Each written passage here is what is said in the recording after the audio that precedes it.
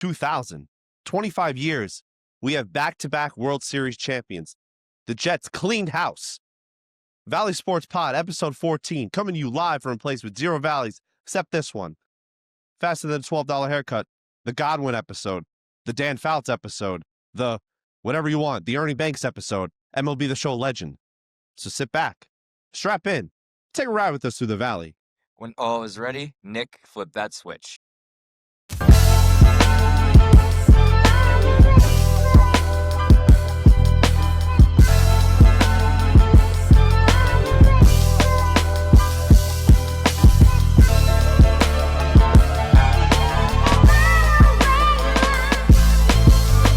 What's going on, everyone? Welcome back to Valley Sports Podcast, episode 14. I'm your host, George, but you already know that. To my right is Tim. But you already know that. And behind the cam, Nick. What's going on, Nick? What's up, everyone? Hey. Let's jump right in. The Los Angeles Dodgers have become the first team since the Yankees in 2000 to go back-to-back in the World Series.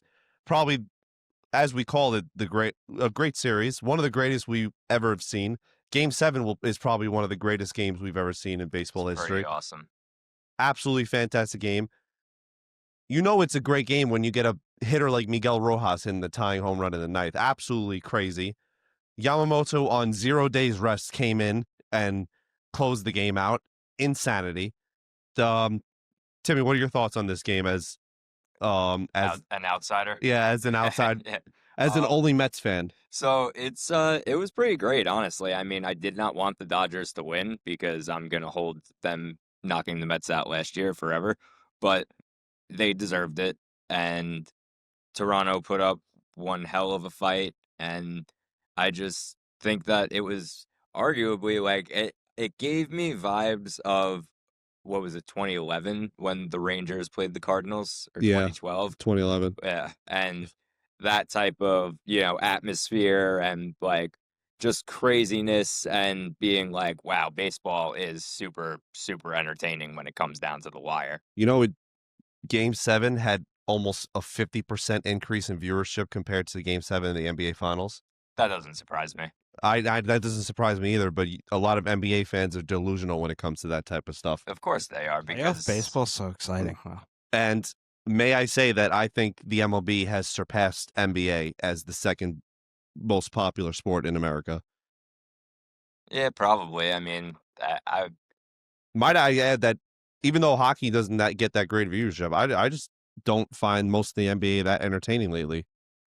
It's still early, and nobody's really given it their all yet or anything like that. We will have some things to talk about briefly with Karl Anthony Towns, but whatever. So Yamamoto wins World Series MVP. Probably one of the greatest performances we've ever seen. He went 17 innings, less than a 1.8 ERA, 3 wins, and the close in Game 7. Absolute domination. And I just think it's probably one of the 3 greatest performances in World Series history we'll ever see. It's actually crazy to me how he said, losing's not an option. That was what he actually said. And that's what happened. Losing wasn't an option. This guy came in and was unhittable. It was very entertaining to watch, especially as like you were saying before, an outsider fan where I wanted the Dodgers to lose, but it doesn't, do much like to hurt me that they won. Nick, you were rooting for the Dodgers too, right? Yeah, under the table. I was under the win. I was under the table with that. Even though I hate the Dodgers so much, it's just like, all right, I guess I'll root for them because I can't There's a stand difference between you guys and like me when it comes to their division. Oh yeah, but I mean, that's why we couldn't root for the Yes, Blue Jays. yeah. It would be like if it was the Braves and the Yankees in the World Series. Vlad Guerrero is so good though. The whole playoffs. Yeah. I don't think he had one bad game No, that I can recall. Like he had the double in the 9th that they should have brought, or the 10th to bring him home. It wasn't his fault. Like you Yeah. can only do so much. And it was such a game of So inches. here's a question that I asked: did you agree with their decision to bunt him to third when there was no outs and Bo Bichette, who had the 3-run homer early in the game? Do you think they should have bunted him to third? I still think that was a stupid decision. At the end of the day, taking the bat out of the heart of your order, as you could say. I understand it. Like, I feel like small ball is part of the thing, but the yeah, I feel like Bo was hitting pretty okay. Like, he was hitting pretty good. I know he had like a limp leg and everything, but like, I also want to say, isn't it pretty ironic how the Blue Jays fans for the rest of eternity will have to live with the fact that they didn't win the World Series because of a base running error from a former Yankee in IKF? Did you see where he was standing when the ball was hit? He was probably a half of a foot off of third base. And they hit a rocket to Rojas, and Rojas stumbled and had enough time to throw him out at home, which is still insane to me. How this guy, who's probably decently fast for MLB, not blazing speed like Otani, but still got thrown out at home. This is insane to me.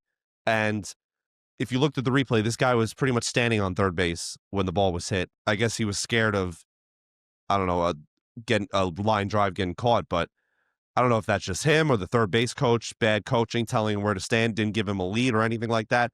The way they were lined up, he was not getting picked off a third. They had the infield in, so there's no reason to not have a lead. He's just absolutely horrific thing to be thinking about. And Blue Jay fans are going to have nightmares about that situation because you could have had a walk-off. I feel like there was a lot of little plays that the Dodgers made that the Blue Jays did not capitalize on, like the ball deep, and who was it? Oh, Pages, where Pages he trucked him for the out. Yeah, and it Insanity. was like another team, that ball probably drops. Like the to be Yankees? honest. Definitely the Yankees. Like the Yankees dropped that ball, the Mets dropped that ball. But Actually crazy. But I think like in a 7-game series is where little plays with the team that has experience ends up winning it. Yeah. Like I know everyone will say like, oh, the Dodgers have a super team, but like a few years ago, maybe the Dodgers wouldn't have made those plays. No, because probably not. all you got to do is win it that one time, and then it seems like everything goes your way. Like if you watch the late 90s Yankees teams, every time they went down in any of those games from 96 to 2001, you always had that thought of like, oh, they're still in this game, no matter what, every single time. And then it took a miracle in 2001, Mo blowing the lead in Game 7 for it to finally happen, where the streak was broken, because they would have had 4 straight World Series. Yeah, So, like when the Dodgers, even like when Otani gave up the 3-run home run, it was like the game's not over. Oh no, I said that. I said if this is the Yankees, the game's over. But it's the Dodgers. This game is far from over. It's the 3rd inning, and 3 runs is nothing for this team. They got 3 MVPs and the best lineup in baseball. Betts have 4 rings now. Yeah, he has 4, or I guess you could say 3.5, or 3 and a Mickey Mouse. Yeah. Mouse. You know, they were doing. Kick. They were. I think Jeter was just effing with him, but before like the World Series, Jeter's like, so you got 3 rings, but really 2.5, and then like he actually got mad about that. Oh, of course he did. I mean, that doesn't surprise me. I I feel like I'd probably get mad about that too. Mookie Betts is a good dude, though. It seems like, You know, he's to a be pro honest. bowler. Like he plays like he's like a pro bowler on like their like tour, I guess you call it. Interesting. I don't know what they call it. Kind of astonishing that they moved him to shortstop, and he And plays he's better elite. shortstop than. Anthony Volpe. Well, I was gonna say most shortstops because that's not a high bar. It's actually funny how I can, anytime I could just jump on Anthony Volpe's bones. Now that sounds really, Dude. yeah. Pause. Anthony Volpe. So like, did you see Boone talk about him this week? No, I didn't That- actually. They were like, oh yeah, like he's definitely gonna be in the mix for starting shortstop, what- but what like else is his, new?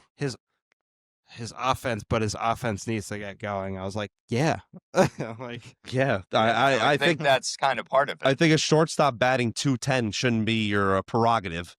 But I want to say one thing before we move away from the MLB. The future of the MLB isn't looking too bleak, because I think a lockout is coming, unfortunately. And did you see the Tigers are shopping Tariq Skubal? yeah, I think that people complain about the Dodgers like me, but I think that's the biggest problem. You got a guy in Skubal who's by far the best pitcher in baseball, and you don't want to pay him what he deserves to be paid. You're trying to shop him. And the prime of his career, what is the point of getting these guys on your team if you're just going to shop him to other teams? especially it's like what their second year in the playoffs. Yes. like It's like the point of rebuilding is to get a guy like Scooble on your team forever. Like, oh, what do you say? Oh, we gave it a good shot. It's over. It's been like 2 years. It's like people are already saying that Skeens is going to be on a new team in a couple of years. So it's like, what's the point of having him on the Pirates? I know, then? they always are talking. They're like, well, in a few years, the Mets or the Yankees. Yeah, it's just like Skeens. It's that's the okay, problem with baseball. That's the problem. It could be 4 years away from now. Like as a Yankees fan, like I obviously or a Mets fan, you'd want to get Skeens, but like imagine being a Pirates fan, how depressing that is. Yeah, being like, so wait, why are you playing for us? We never got good or built around him. We just traded it. Yeah. That's one thing I will say about the NFL that is very not talked about enough is any team can be box office. Like pre-Mahomes, where the Chiefs weren't known to anyone. No one knew who the Chiefs were. And not really. all of a sudden they get this guy Mahomes, and he's never going to be on another team unless he does a Brady and goes to a random team for 1 year. But Mahomes will forever be a Chief. I feel like the NFL and the NHL actually have a pretty good level of parity. And I know some people are going to be like, well, there was, the Patriots era and stuff, but like. And then people are going to say the NBA because a new team's winning every single year. But yeah. I mean, at the end of the day, it's a new era in the NBA because the LeBron's on his way out, KD is on his way out, and Curry's on his way out. The three guys that dominated all of the 2010s. We think LeBron is on his way out. Man can wait till he's 60 for all we know. For all we know. But like I said, MLB, you need to really fix your problems because it shouldn't be where a team like the Brewers, who's had an ace like Freddie Peralta, and now they're looking to not pay him because they don't want to give him what he wants. And when they were just in the NLCS, it's stuff like that that really kills your league. The Rays are awful like that too. Yeah. I mean, look at the Dodgers. They have their two aces from when they made the World Series. They had Glasnow and Blake Snell. Rosarena's not on the team. Rosarena's on the Mariners. Like, look at the Royals. Think about it like this. If the Royals didn't win their World Series in 2015, how stupid would they look? Take everyone on that team, and they went to a different team with big payments. Lorenzo Cain went to the Brewers. The only person that really stayed was Salvi. Hosmer left. Moustakas left. Everyone from that team that was a big money player, they only kept one. It's Salvi Perez.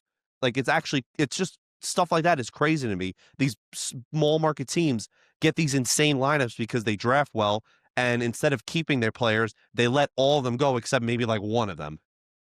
And like you could be smart about it, but like if you consistently run that way, you're never going to be a championship team. Like the Reds, you think they're going to keep Ellie De La Cruz? No, he's going to be on a Dodgers, Red Sox, or Mets team within a couple of years, and they got a great manager, and they're slowly building a foundation. But it's the small market teams. It sounds kind of sad, but I feel like it's almost like the small market teams are farm systems for the big teams. Yeah. We've been saying that for so long.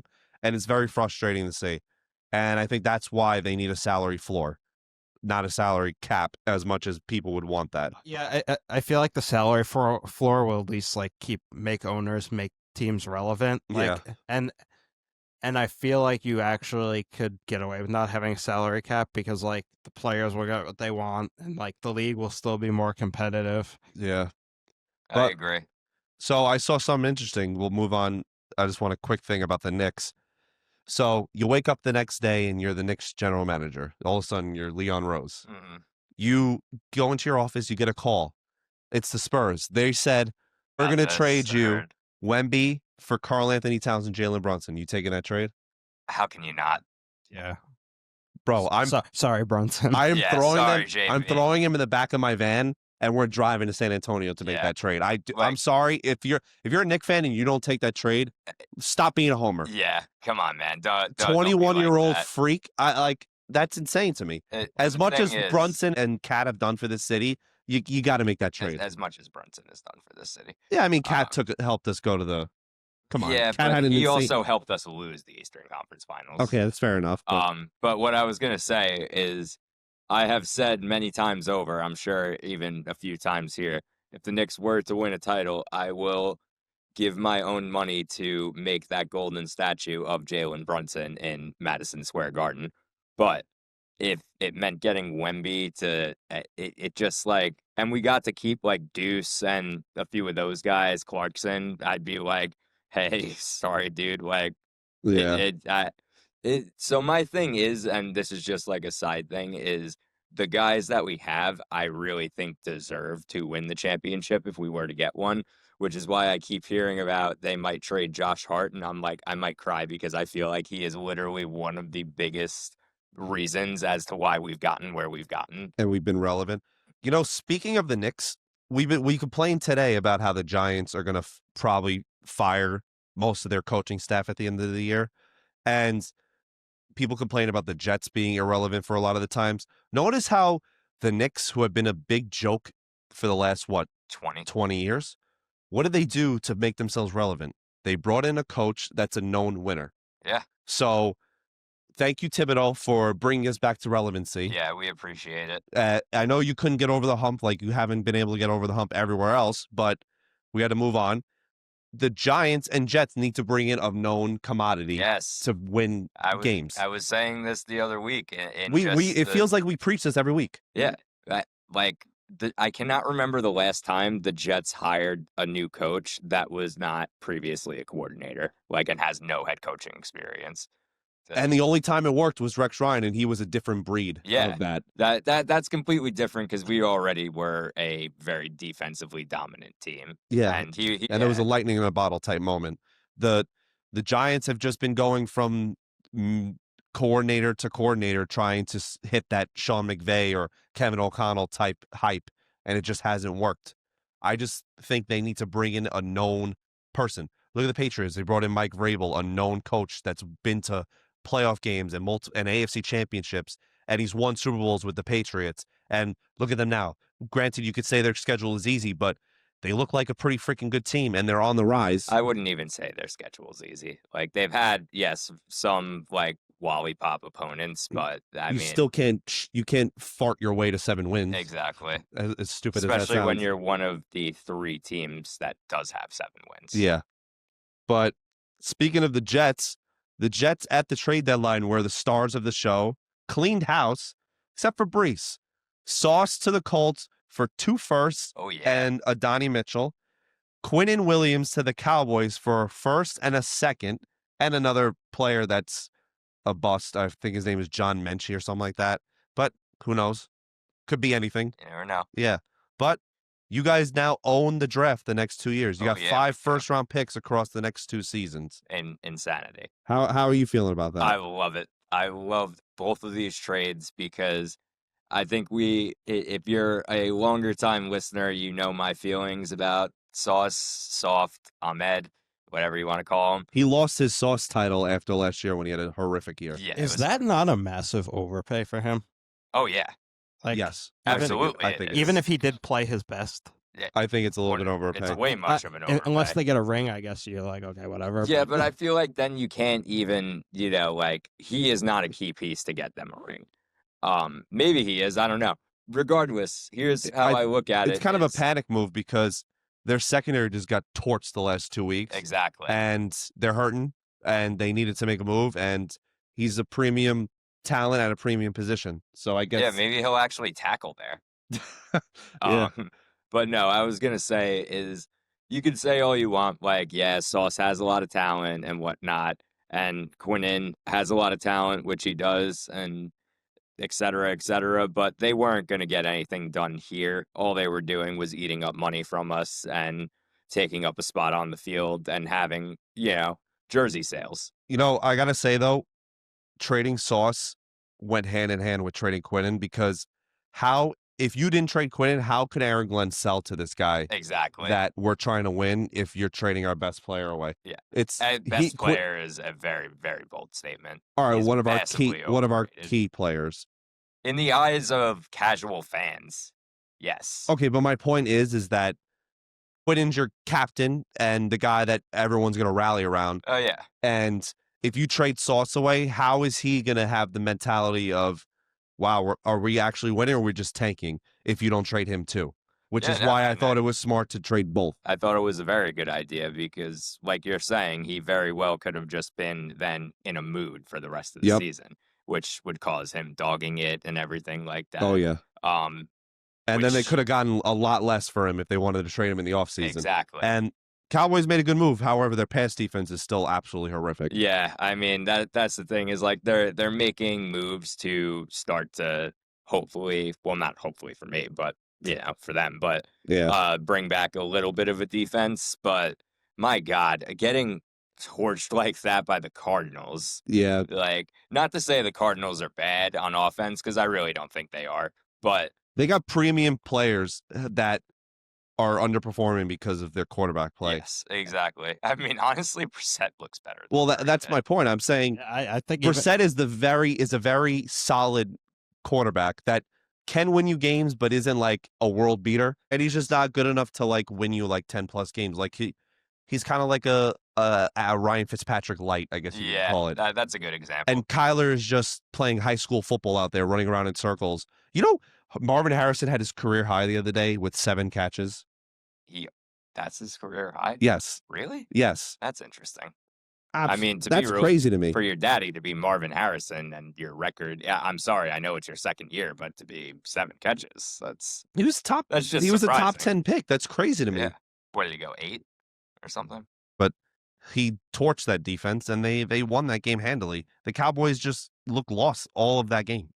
It was funny to me, and the offense just looks like it clicks better with Brissett, which is just weird. Because he's a team guy. He's not a me guy like Kyler. Yeah. Maybe he's just go play baseball. He's still got time. He's in his prime. True. He's young. Still young. You know, he's still the only person in history to get drafted in the first round in both leagues. Really? Yeah. Yeah, that's funny. Nick, Russell Wilson get drafted in both. Yeah, but not. He wasn't first round. I think he was like third round. Say. He was a Yankee. I was gonna say like when Kyler Murray's healthy, I don't even think they're gonna put him back in. I just can't. I think this IR stint is a little phantom. It might be. I think it's a little phantom. I think that they haven't been happy with him since last year. And like they're like, oh, we put this guy in and he's doing better. Like that's weird. It's very bad. It's like, yeah, maybe McBride and Harrison are top 5 at their position. Maybe it's our quarterback that's the problem. That's the thing, is not even just in terms of accuracy, but I'm sure it brings down the morale when you're watching him burn 20 seconds off the clock just running around. You ready? This is the stat that probably made them change. In 2 years with Kyler, McBride had 3 receiving touchdowns. In 5 games with Brissett, he has 7 receiving touchdowns, McBride. From all fantasy managers, please keep Brissett in. Speaking of insane, why can't the Falcons learn to give Bijan Robinson the ball all the time? I know. It is mind-boggling. This guy is explosive, and their offense doesn't work when they don't run him, and coach after coach just does not use him. I don't get. Hey, I like that Algier kid, actually. Let's give him more snaps. Why are they like saving him? What are they saving him for? Yeah, right. That's what I'm asking. What are they saving him for? What is the load management being used? If you want to make the playoffs, run the ball with them. Can someone sit their entire goddamn team in the fucking room, put on the Bills game on repeat for 24 hours straight? Yes, this is how you win. Yeah. Just have yes. Give it the ball. Yeah, no, just the game that he had against the Bills where he went for like 200. Yeah. Just have him watch every time you touch the ball in that game over and over again until they get it. Oh, we got to give it to him every time. Okay. Yeah. Maybe that's a good idea. Yes. It should literally be like the 2017 to 2018 Rams where Gurley was getting the ball pretty much every other play. 30 touches. Which then it made the passing offense so easy because every time Goff would go for play action, the entire defense would be like, oh. Yeah. Well, we'll move on to another New York team that me and Nick are sick and tired. The Giants look like the New York 2-man team. It's the Brian Burnses and the Jackson Darts. Brian Burns is so good, and it's such a waste. All right, where's your boy Thibodeau? You ready? So Brian Burns is tied for the league lead in sacks with 11. Can you take a guess how many sacks Abdul Carter, Dexter Lawrence, and Thibodeau have combined? I want to say like 4.5. 3. Right on the dot. Oh, 4.5. Oh, thank you. The 3 of them have 4.5 on the dot, and Brian Burns has 11. You know how many sacks the Broncos have as a team? How many? 40. Already they have 40. Yeah. That's wild. So that proves it's not the players, it's the scheme. Yeah. Because it's the Sean Payton it's a little bit of both. Like the scheme is very important, but you also need players. Well, we know what Dexter Lawrence is, and we can tell what Abdul Carter is. Thibodeau is still in that middle land. Yeah, but he's having a weird year. He's having a weird career. He's not worth what he was. Like, He's not good and he's not bad. yes, It's It's like a like very he's average not whatever. he's not a guy. top 5 pick, but he's not the worst player of all time. Yeah, like he could still get you a handful of sacks on the year. Yeah, and he can make some plays, but he's not top 5 pick plays. Shane Bowen is genuinely. I know, like we joke that, like, he's not going to get fired because he's not going to get fired. Why in the middle of was the season, but he is absolutely terrible at his job. Why was McCaffrey wide open on like every play they schemed to him? Dude, I don't know. Like I watched the Jennings touchdown. I was like, God. what is going on? I know. Why does Deontay Walker's Banks still there. play in the game? I would never put him on the field again. He is the worst cornerback in the league, besides maybe like Deron Bland. Like, it just doesn't make sense to me. Embarrassing loss to the 49ers. Al Shanahan had a field day against us. McCaffrey was running all over us. One of the plays, they started at the 5-yard line. They ran it 10 straight times, and they scored a touchdown. So you would think usually where you throw in, like I'll give you an example. Back in 2004 when Eli came in, they lost like 5 straight because of Eli making rookie mistakes. Yeah. And you knew you had something, but he was making rookie mistakes like they always do. Dart is coming in and not making those rookie mistakes, and yet they're still losing. Dart looks like our best player, and he's like a seasoned veteran. He's not making mistakes. He looks phenomenal. How is Darius Slayton still on this team? He has him wide open in the end zone, and he drops the ball. Yeah, that guy, he's just been floating around. He's there the most. He's the Terry McLaurin of Tyler Boyd's. He's the most wide receiver 3 player I've ever seen, yet he's our wide receiver 1 right now. Like, I don't understand how he's still on this team. He's been dropping passes since you and Nick have been in college. And for everyone that's watching, that's 6 years ago. Yeah. And yet no one was fired somehow. Like, I'm a big advocate of leaving Dable there because maybe him and Dart have this connection, which is why Dart is progressing so well. But how has no one else been fired? How is Shane Bowen still there? I was going to say specifically Bowen. How have you kept him? Like, since the Denver game, even though I know a bunch of you guys were like, we're not mad that we lost and everything, but how do you keep him on the roster after that? Dude, you would think the I mean, defense, not roster, but the defense wouldn't be the problem. And the defense is the worst, bottom 5 in the league. Their pass defense is laughable. Like, there's not one thing of value on this defense besides Brian Burns, which is just absurd to me. They're supposed to have the best front 7 in the league. They're supposed to have this all-world pass rush, and nothing's working. You're running dime packages every play. You're playing pass defense against a team that's running zone options every play with McCaffrey, and they're getting 5 yards a clip. yeah. Shane Bowen is one of the worst defensive coordinators the Giants have had. Yeah. I mean, like, I understand they're not going to fire him mid-season and blah blah blah, but like, come on, like, he's so bad. I don't know what they saw in this guy. And I'm not that. I guess really none of us are big fans of mid-season firing, but every now and then there is the one where you're like, So like, how do you keep them?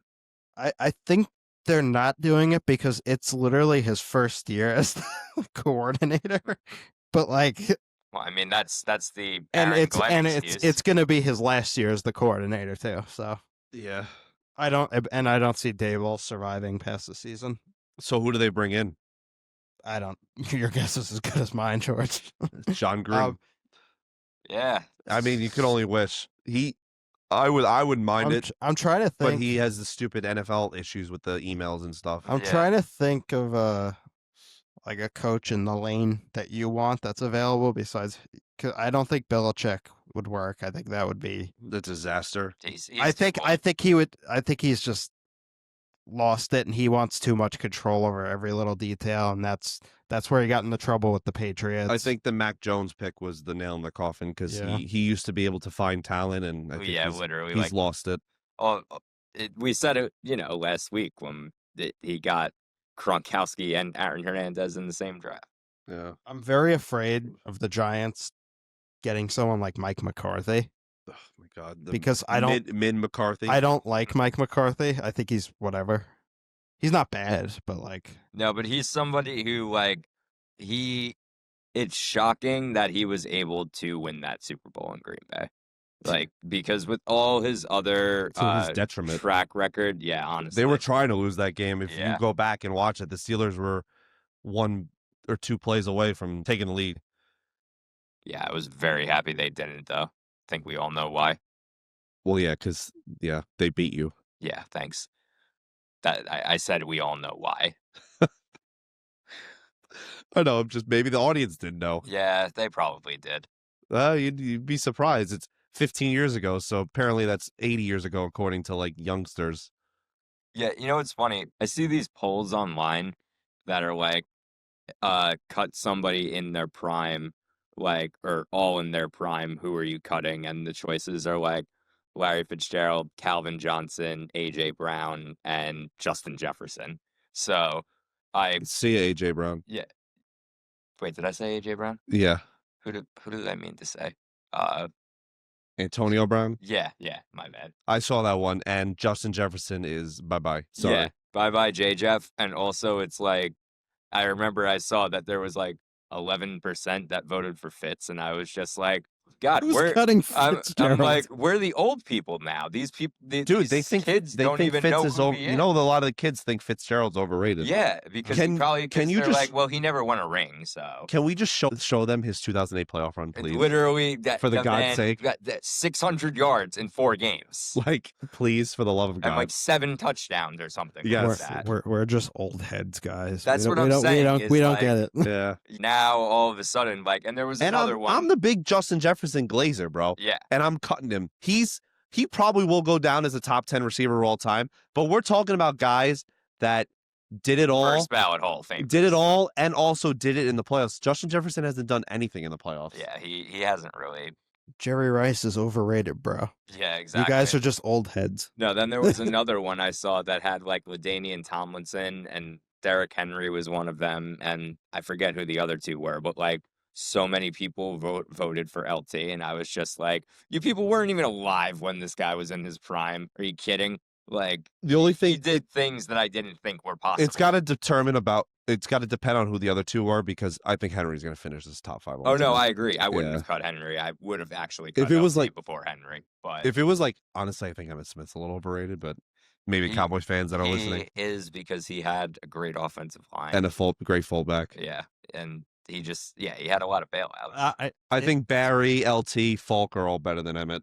It's They fu- definitely are. It's funny that you bring up the Walter poll. Payton too. The- Yep. The polls though, Timmy, because I see some polls that are just downright terrible Stupid. comparisons. Yeah. It'll be like, I don't know, I'm trying to think of a good example. Like, would the Bucks team with Giannis beat the 90 Bulls or whatever? And it's like, who's thinking about this? Who would pick the Bucks? Yeah, seriously. Anytime you see Bulls as a choice, you click the 98 Bulls. 96. 96 Bulls, yeah. Yeah. Yeah.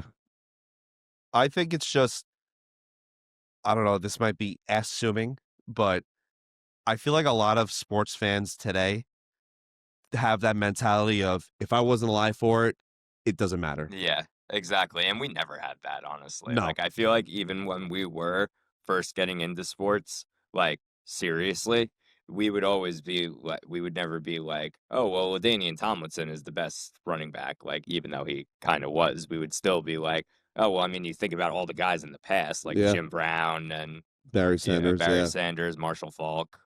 I mean, I feel like I'm biased towards like the guys I grew up watching, but like I'm not gonna like throw away like the greatest players of all Yeah. time because I didn't see them. It's also like, that's why a lot of times I'll say in my lifetime, it is LT was the greatest running back I've ever seen. Yeah. And Henry is pretty much up there now too. Yeah. And Todd Gurley, if he would have played like 5 more years. Yeah, if he would have had just Where do you think? longer. Actually, funny you say. McCaffrey just passed Falk for most games with at least 1 rushing and 1 receiving touchdown. Oh, really? Where do you think he's gonna finish all time? You think he's gonna finish top 10 all time? I think so. I think that he and his style of play, I don't want to say he revolutionized, because he didn't, but I think he kind of brought back that versatility of receiver running back. Yeah. Where I think actually like years ago, I think Matt Forte was the one starting to do that, and then he had a weird he had end a to fall his, off, yeah. career. Um, remember that episode of The League where they make Ruxin drop him on what does she call it? Terrific Lady Day. Yes, Yeah. yes. I think that's season 1 actually. No. What happened was they went to the party with Rafi, and then they told him that Matt Forte was at the party getting drunk, and then Rafi dropped him, and then Ruxin picked him up. Oh God, Yeah. the worst. Did you see the clip I sent you today when he calls the radio station? Yeah, it's hilarious. Love that show. Bring back the league. Yeah, please, reunion season. Be so funny. But let's move on to the Packers suffering an embarrassing loss at home wearing their disgusting jerseys. You know, they didn't punt and they only scored 13 points. Yeah, and our friend behind the camera, Nick, said on Sunday, fraud alert. I don't know what the hell I'm watching. To be fair, I said that as a joke, and like I know, but after the first like loss, but I was like, that loss is a little concerning. Now, Yeah. I'll give him a little bit of leeway because Tucker Kraft left early with a torn ACL, but at the end of the day, you can't lose like that at home to the Panthers. Even though the Panthers are like solid, you're supposed to be you're supposed to be the Super Bowl contender with the elite running back, the elite quarterback, the great coach, the elite defense, and the only thing that showed up was the defense, barely, because Rico Dowdle went for $120 and 2 touchdowns on you guys. Well, Rico Dowdle, I think people are like not giving enough credit to. I think that there are a lot of people who are like, oh, well, I mean, you know, he fell in at the right time when they were starting to get, you know, like their flow together and stuff. And I'm like, yeah, do we forget that Rico Dowdle ran for like 1,200 yards last year? Yeah, behind the Cowboys O-line. Mm-hmm. But I don't know. I just don't know what the Packers are. Like, are they going to have one of their first round exits again? There's too many red flags. Like, what happens if you get to a playoff game and Jordan Love decides to have one of his low IQ moments? Yeah, where he just throws where an he just tosses it triple into coverage. I said this the other day. God knows where. Yeah, I said this the other day. He throws very minimal interceptions, but they are some of the worst you will ever see in God's creation. They're like Brett Favre level. The problem was, like, I feel like people were talking about like the concerns with some of his interceptions last year, and it hasn't gotten better this year. Yeah. Because he's at the point in his career where like, oh, like he was only going up, but now I feel like he's just kind of going straight. Yeah, he's straight and narrow. I don't want to say he's plateaued, but like he's peaked. not. Yeah, he peaked against the Cowboys in the playoffs 2 years ago, and he could have had his epic moment where they're driving down the field down 3 against the heavily favored Niners, and this guy on first down throws one of the worst passes you've ever seen for an interception. Since then he's plateaued. Quiet for like 5 minutes, just being like, "What did he just do?" Yeah, you're like, I mean, me and you were pretty big Jordan Love supporters. Yeah, I still think he'll win them. We're not even Packers fans, and we're just like, dude, what are you thinking? Yeah, that was. I don't know. Like, it might be a sign of he will crack under pressure. But I still think that, you know, he's good enough to win them the Super Bowl as long as the surrounding pieces are there. Yeah, but he's just a very weird guy, weird talent. Yeah, I don't know. I think he honestly is a pretty cool guy from what I've seen. He's a weirdo. Yeah, but he's a weird talent. I don't know. I can't, like, he'll go for 350 for one game, like 4 touchdowns, and then the next game he'll like have the worst interception of all time and lose the game because of it. Like, it's just really weird. Yeah. I thought like this would be the year like he just explodes. Me too. Like, I thought falling everywhere. I actually thought last year was going to be that year. I thought I said like 2 months before the season started, no way Jordan Love doesn't win MVP. He is set for it and everything. And I mean, everybody did like to be like, oh, well, he was hurt last year and he was beat up. And I'm like, every single quarterback is beat up. It's just like there is never a time in the NFL season where any player is at 100% because everybody's just crashing into each other every week and everything like that.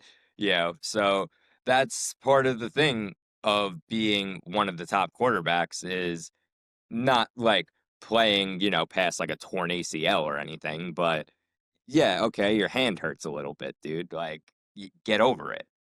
If we could transition into this, but quarterback injuries and Jaden Daniels, that whole team's season is just going Oh downhill. yeah, I called it. looked so bad. Sorry to Yes, be you like, did. No, you did. But my biggest hot take going into the season was the Commanders will regress heavily. And he's not. There's no way he's coming back. No, Like, with the Absolutely cast not. on his arm. Unless he comes in like this and just Yeah. starts throwing. I know. Yeah, If yeah. he could get a snap one-handed. Yeah, he could snap one-handed. Yeah, So as effed up as that sounds, but Dan Quinn, you need to be sent. You need to be sent to the sun for letting that happen. You put him in that down was horrible. 38-7. What the hell was he gonna do? That was so stupid. What was the point of that? Yeah, and it's not like it wasn't like he tweaked something. Like his arm bent backwards. Yeah, Yes. it was ugly.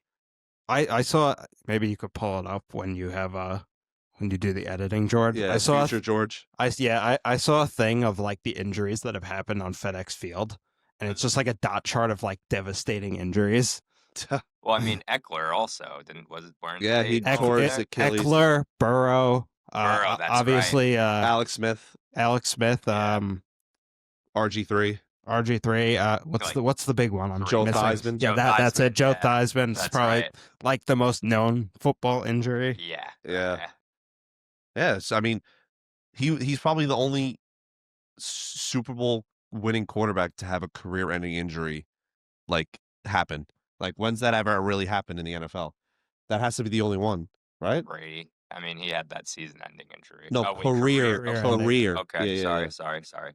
right? Yeah. Yeah, no. I feel like a lot of it is like Super Bowl winning quarterbacks tend to be durable. Yeah, Yeah. they have that, Like, ability. Ben Roethlisberger, as much as he wasn't that great his last few years, in my opinion, He never missed a game. he never. Yeah. Yeah, he never missed. Eli never missed a game. And Favre- granted, Brady Favre barely was an missed Iron Man. anything. so I think that in that like early 2000s was the last draft class of truly tough guy quarterbacks.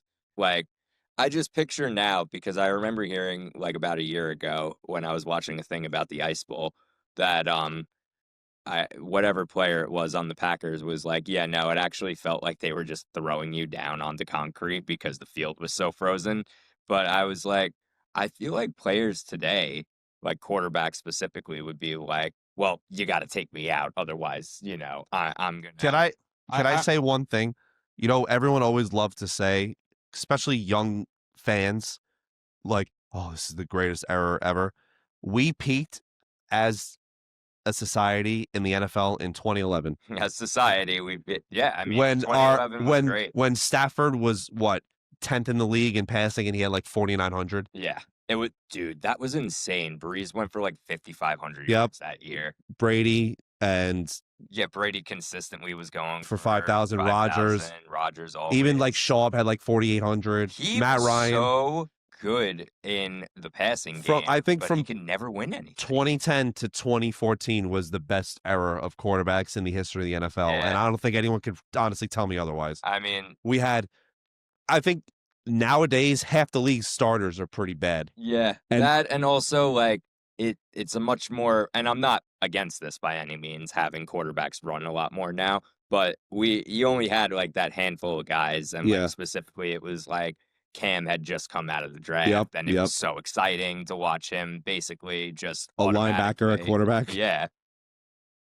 I think Josh Allen is the perfect Cam Newton, if you understand what I'm trying to get at with I that. understand what you're saying. I think they're very similar running style, but They Josh definitely Allen are. is just Josh Allen is Cam, but if he had a Michael Vick arm and had the accuracy of Drew Brees, like Yeah. it just doesn't make sense. And just some wider shoulders. Yeah, it's just I don't know. It's insane to me how good not to glaze him.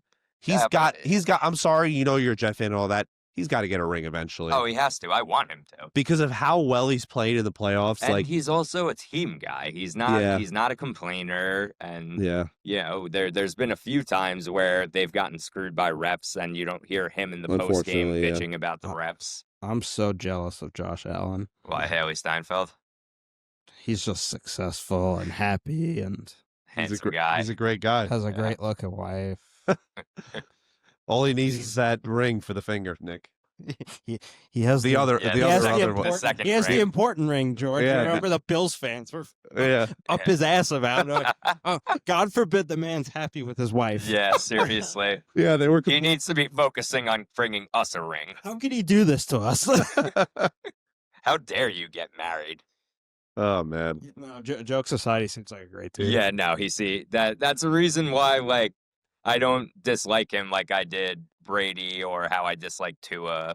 Yeah, Maybe you'll dislike him if he starts winning some rings though. No, I don't think so because like maybe I who feel knows. like if he won like 5 in a row, people were like, I would be like, yeah, I'm sick of fucking Josh Yeah. Allen winning. Well, that's the thing is like, but he hasn't gotten the Mahomes effect where all of a sudden now, like if a ref doesn't call it his I way, tried whistling, but I failed. yeah.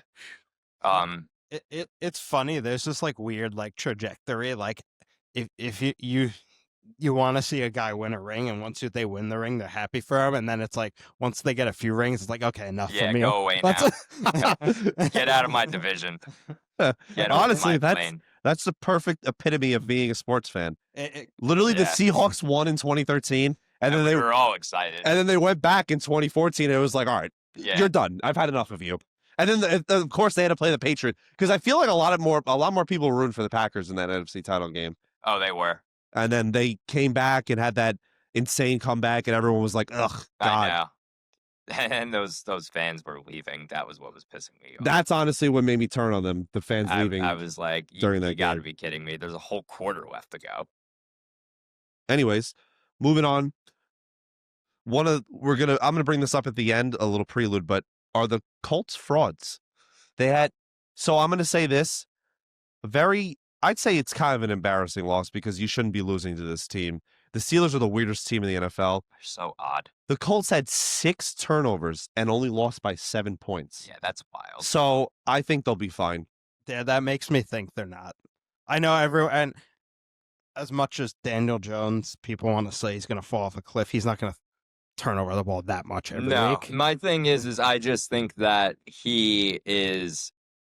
he'll fall back to earth a little bit, but it doesn't mean, like you said, Nick, that he'll be all of a sudden New York DJ where he's turning it over. I don't think fumble it'll be away. that He just bad. has to not turn it over and they'll win almost every game because their defense is now going to be, at least their pass defense is going to be a lot better, hopefully, because we all know their run defense is elite and their O-line's insane. Their running game is elite. Their running game is the best in the league. The thing is, I think they're perfectly fine for the regular season, but I'd be scared if you get to the playoffs and Daniel Jones has an game. Oh yeah, That's when I worry about it. Especially Yeah. if somehow they have to go to Kansas City or something like that. Yeah, Yeah. like regular season, you could Not have playing a dome. you can Yeah. have a crappy game here and there, and you'll be fine. But like in the postseason, if you have a crappy game, that could doom you. I can see because teams like that rely on their defense and the run game to win their games are very flawed because if you go to Buffalo and play the Bills and Josh Allen is just firing on all cylinders and you blink and it's 28-10 and you need Jones to get them back to this game, I can't see that Nah. happening. And not even in terms of like he's going to keep turning it over or anything. No, it's just like you coming need- back from yeah, a hole like yeah. that. I can't see Jones putting up 415 and 4 touchdowns to outduel Josh Allen in a shootout. I can't see that happening. I think he's a solid quarterback on a great team. Yes. Is that Yeah. a fair assessment? That is a fair Definitely, assessment. They're what I predicted them to be a couple weeks ago, and this brings me into my next segment, who the MVP is through 9 weeks. My MVP is Jonathan Taylor, so I predict I was going to say that. I'm predicting they're going to have about 12, 13 wins, and Taylor should win MVP. If Jonathan Taylor, he's on pace for like 23, 24 touchdowns and about 1,800 rushing yards. If he gets that and doesn't win MVP, just get rid of it. Turn it into the quarterback award. I do not give a flying shit anything. Timmy's right about this. It is just a quarterback award. Yeah. But because if you can't acknowledge how important he is to what the team's doing, I don't know what to tell you. Exactly. The last guy to win it, do you know who it is? Sean Alexander. No, Adrian Peterson. A- Oh yeah, AP, that's right. That's right. Adrian Peterson's the last Yeah, non-quarterback when to win he it. almost broke Eric Dickerson's record. 7 yards. Yeah. I remember being like, wait, they wouldn't risk this, right? Because they had to kick that field goal to make the playoffs. Yes. And that was the last chance. And I just remember being like, for a minute, I was like, wait, no, they're not No. going to do that. But, and he was coming off a torn ACL. Yeah. When nobody thought he was going to be the same. Yep. And that's the last running back to win the MVP or non-quarterback to win MVP. I don't mind quarterbacks winning MVP, but if there's someone deserving and they just happen to be at a different position, just give it to them. Cooper Kupp. Cooper Kupp's one of them. 2021, Cooper Kupp should have won it. Which Stafford won, right? No, Stafford's never won MVP. You sure he did win that year? Who won that year? I'm pretty sure it was Mahomes. Oh yeah, I think you're right. 2021 was Mahomes. Or more. Or actually, I think it was Rodgers. Oh, yeah, that was his crazy 2020, year. 2021, and they he won. fanned on it in literally Green Bay weather. It was? Yeah. So, honestly, we could go through the years since 2012. I think 2019, I think Michael Thomas should have won it. Or even Gurley should have won in 2018. I was going to say that's more. Oh, actually, no. Mahomes had 50 touchdowns. Yeah, you cannot give it to him. I guess, yeah. But if they give it to him this year, I'm going to be a little upset. Oh, me too. They shouldn't give it to him this year. If anything, if they're going to go with a quarterback, But who? They're going to give it to Allen again? That's ridiculous. I'm just saying because like I've heard people like mention it, like broadcasters be like, oh, well, he's having an MVP because like they have no run game and stuff, and it's like, okay, relax, buddy. Yeah, they're the favorites to win the Super Bowl. The Chiefs are? Yeah, Vegas has them as the favorites. That's crazy. Are you going to cry about it? Because of the refs. So, I just think, again, if Taylor's got the rushing touchdown record is 28, set from 2006. I think that's one of the more unbreakable records because who's going to score 28 rushing touchdowns? That was Sean Alexander. Right? No, he had 27. LT had 28. Oh, yeah, duh. Wait, I'm curious, George. Who do you think is like the worst MVP pick in history? NFL? In NFL history? Yeah. Like, do you have? Because I know the kicker in NBA, don't you say like there's like? I think Shai was up there. Okay. Probably the kicker. Yeah, they're kicker won MVP like in the 80s. Washington's kicker. Yeah, and he didn't even go 100%. I know. He was like 20 of 21. That was the lockout year. I'm pretty sure. Yeah, and also a different time for kickers. I'd say. Besides that, I think you can X that out because everyone's just going to say that. Yeah. The worst MVP? I mean, probably Favre when he shared it with Barry Sanders. Oh, yeah, that's right. Because that was Favre's third straight MVP, and it was his worst of the 3 years. Yeah. I'm sorry, you can't share an award. I hate that. No. So, honestly, excluding the kicker, I'd say probably the worst MVP is when Favre shared it with Barry. I think Barry should have just won it because that was Favre's third straight MVP and his statistically worst of the 3. So, I don't know why. I guess they had honestly, if you look back at it, they had such a hard-on for Favre back then in the late. Absolutely. Because he was supposed to be Brady before he was Brady. Yeah. Because he came in out of nowhere, won MVP, went to the Super Bowl, won it. Then the next year won MVP again, went to the Super Bowl and lost to Elway. And then he never went back, but he was still like top of the league, throwing all these touchdowns. He would be top 5 in passing. Yeah. They just glazed him. Like crazy. Definitely. I mean, John Madden. And mine is good now. Yeah, until you kick it again. Okay, I'm going to try my best not to. I moved the thing back so you can't kick it this time. Thank you. So. I want to do some kicking. So I want to say one thing. The Jets were trying to trade Breece Hall, and the Chiefs were the top offer, and the Jets wanted a third-round pick, and they refused to do it. Did the Chiefs miss out on a huge opportunity there? I don't know. I think yes, solely for the fact that they don't have a running game. They're statistically the worst run attack in the league right now. That's the thing. And maybe when Breece thinks that he could win a title, he'll turn it up a gear and, play, not even turn it up a gear, but play smarter and more physical and whatnot. I think that the Jets did the right thing in being like, if you're not going to give us a third, then we're not giving him to you. We'll tag him in the offseason and then see if you want to pay him all that money. I respect them holding their ground. Yeah, me too. That's not something they would do in the past. I was going to say, maybe they're like turning a new leaf. Yeah, maybe. Well, let's not speculate too much. But, I was happy that they like you said, they stuck to their guns and were like, yeah, no, this is non-negotiable. It's either a third or you're not getting him. And Yeah, honestly, Chiefs fans, if you're watching this, just comment down below, like, who do you think you guys are going to even draft with that third round pick you could have got Breece Hall for? Because honestly, I think on the right team, Breece Hall can be a top 10 running back, as crazy as that sounds. I mean, I just don't think I think he needs to be in a system where he's not like, and I mean he's not necessarily an every down back in New York either, but where his load gets managed to the point where he gets maybe every third running snap and he could do his game break. Yeah, he could gain his 15 yards and stuff like that, be a flashy player and not have to take all this abuse from the the defense. Yeah. George told me the Chiefs fans handled the trade deadline well. Yeah, they were really going off on Twitter last night. I mean, I kind of would be too.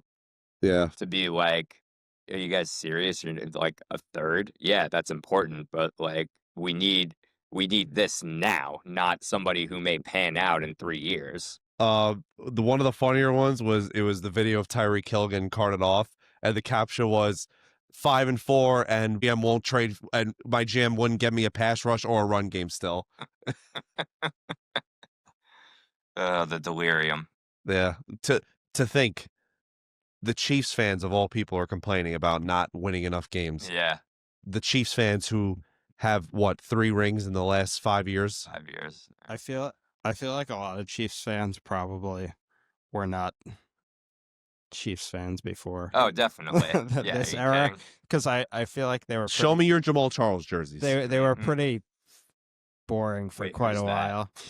Is probably what most would Show say. me your Priest Holmes jerseys. Yeah, like, do you remember Alex Smith, buddy? Probably not, but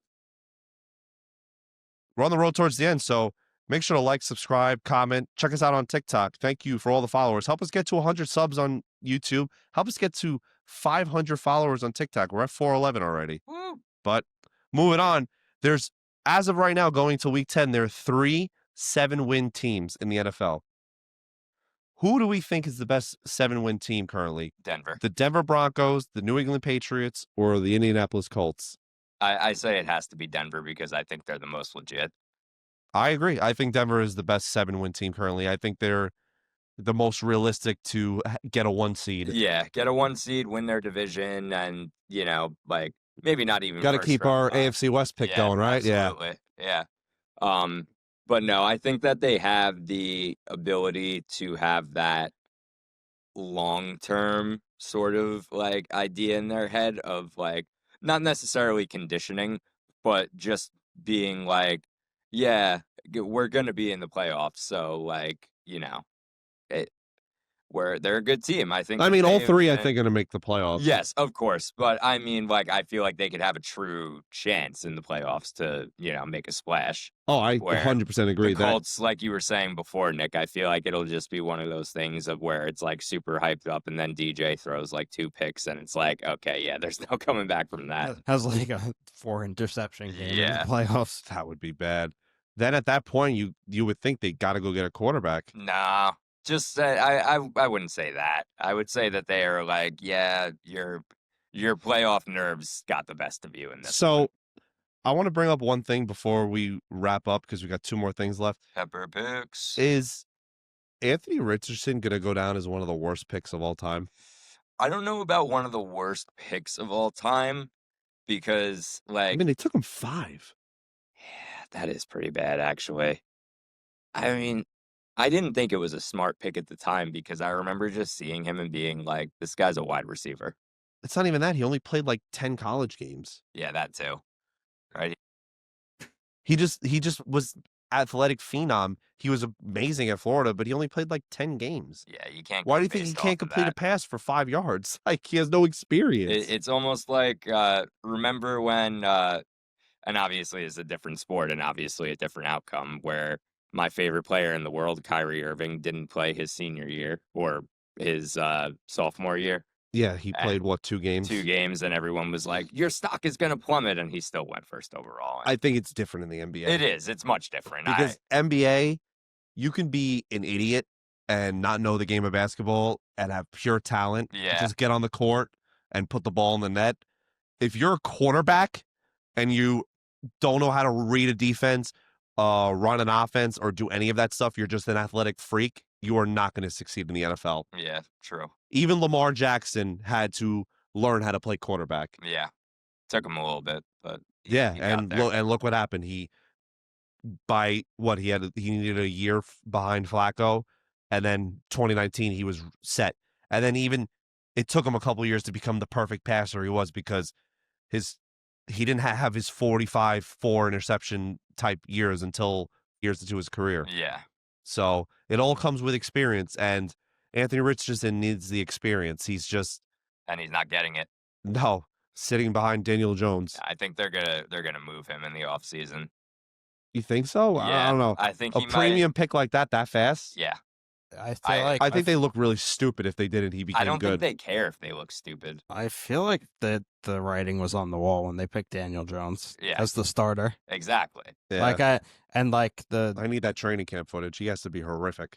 Yeah, no, and like people are like, how could you pick Daniel Jones over this? And like now all of a sudden people are like, maybe Anthony Richardson just isn't good. Yeah.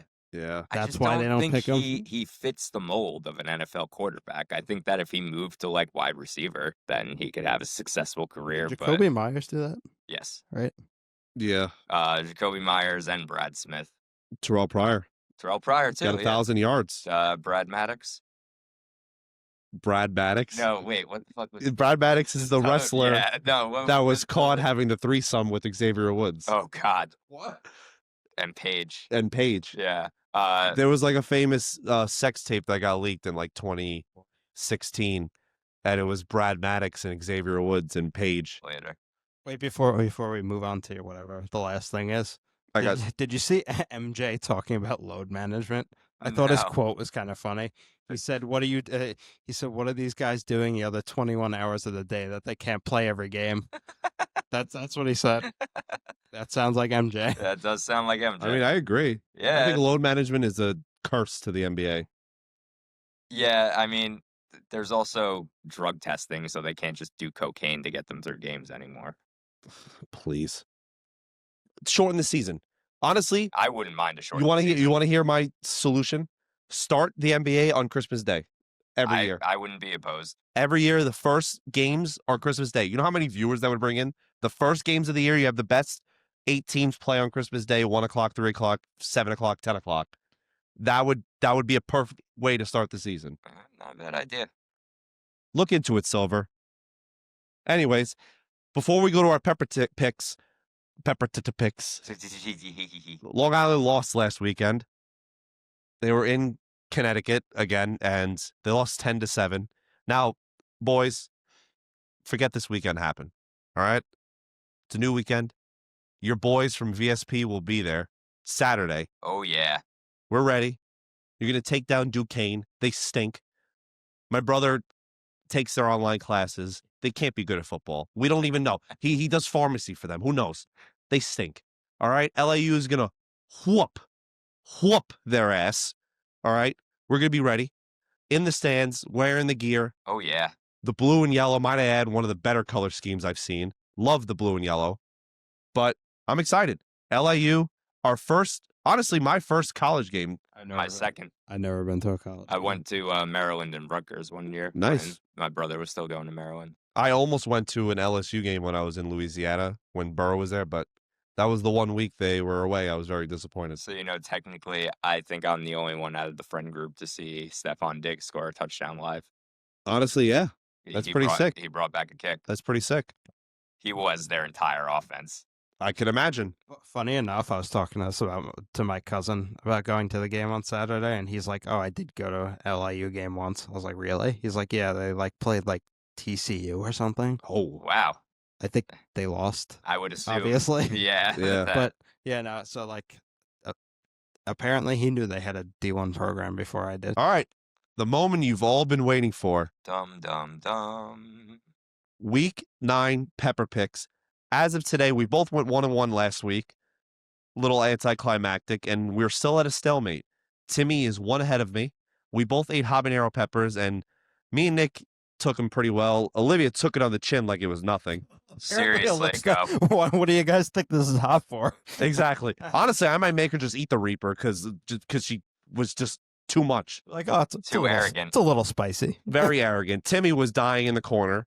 So as of right now, he is 9-9. I am 8-10. So Timmy, start us off with week 10 pepper picks. So I have the Rams over the 49ers -4.5. Don't really know how it's only -4.5 because the Rams, I mean, just I see them as so much better than the Niners. I see offense everywhere. You know, like when Buzz Lightyear does that, where what does he say in the movie? He's like, I see Nick. No, we don't know. Buzz Lightyear? In Toy Story, I see this everywhere. Like it's like a meme. Yeah, I forget what he said. Oh, s'mores. Is that what it is? Yes. Yeah, s'mores everywhere. Yeah, basically that. Just offense everywhere. Just say your second pick, my God. All right. Yeah. So this one I don't think is going to be that much of a surprise. I'm going to go with the Lions -8.5 over the Commanders. Commanders aren't going to have Daniels. They don't have Terry. They just are slowly disintegrating in front of everybody's very eyes. And yeah, over to you. All right. So I definitely got to jump this guy. He's been ahead the whole time since week 1. So first pick, Panthers -5.5 at home over the Saints. Tyler Shuck, whatever the hell his name is, looks horrible. Just traded their only offensive weapon outside of Chris Olave away to the Seahawks. Honestly, something we forgot to mention, huge trade for Seattle. Yeah, that's massive for them. So Panthers look great. Just keep running the ball.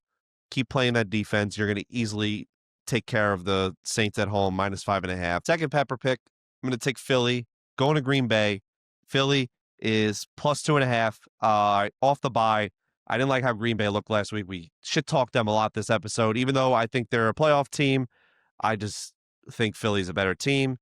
Again, a lot of rest. Going to go into Lambeau. I think Jalen Hurts will be fine. A.J. Brown is going to torch their defense like he always does. And I think Barkley is going to have another big game. He had an extra week to rest his groin. And I think Philly takes care of business. So those are our picks. Love them, hate them, fade them. Panthers, -5.5. Eagles, +2.5.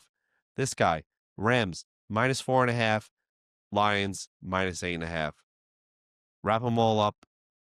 Put it in a present. Doesn't matter. Put some garlic all over it. Don't matter. Episode 14, in the books. Week 9, in the books. We're on week 10. We're already on double-digit weeks. Slow down. Please, NFL, slow down. I don't want to blink and it's already the Super Bowl. All right? I want to enjoy it. I hate when it's this time of the year because all of a sudden the season's already almost done. Slow it down. That being said, till next time, there will be that next time. This is George from Valley Sports Podcast. Give me 189 dive. That's a wrap. Episode 14 in the books. The Godwin episode. The Fouts episode. The Bo Horvat episode. Yeah. Score Horvat. Yeah, Scorevat. Yeah. Whatever you want to call it. Name a player. Put it in the comments. I don't care. Whatever number 14 you love. Timmy, give it to me one more time. Nick, flip that switch.